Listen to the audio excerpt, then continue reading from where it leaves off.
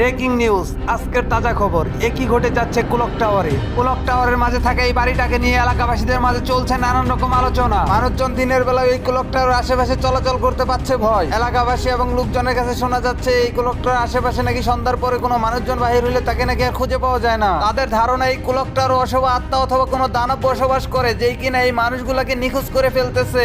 আসলে এই কুলক টাওয়ারে হইতেছেটা কি? এই মানুষগুলাকে কে বা কারা গায়েব করতেছে? একটি বিশেষ ঘোষণা, কুলক টাওয়ার এলাকাবাসী, আপনাদেরকে জানানো হইতেছে সন্ধ্যার পরে কেউ কুলক টাওয়ারের আশেপাশে চলাচল করবেন না। নিজেও সতর্ক থাকুন, অন্যকেও সতর্ক করুন। এই গ্রামটাতে যে কি হইতেছে কিছুই বুঝতেছি না। একের পর এক শুধু মানুষ গায়েবই হইতেছে। হ্যাঁ ফারুক, সেটা তো আমিও চিন্তা করতেছি। এই মানুষগুলো হঠাৎ গায়েব হয়ে যেতেছে কেন? এখন তো দিনের বেলা এদিক দিয়ে চলাচল করতেও ভয় লাগে। এইখানে থাকা যাবো না, চলো এখনই আমরা এইখান থেকে চলে যাই। হ্যাঁ নিলয়, চল এখান থেকে আমরা চলে যাই। ভাই ব্রাদার, এই মাত্রই কিন্তু আমার চ্যানেলে এই নতুন ভিডিওটা আপলোড করা হয়েছে। তোমরা যারা এখনো সম্পূর্ণ ভিডিওটা দেখো নাই, জলদি যাও আর ভিডিওটা দেখে আসো। তোমাদেরকে আমি কথা দিলাম এই ভিডিওটা দেখলে তোমাদের কাছে সত্যি অনেক বেশি ভালো লাগবে। তো আমার ইউটিউব চ্যানেলের নাম হচ্ছে জিএম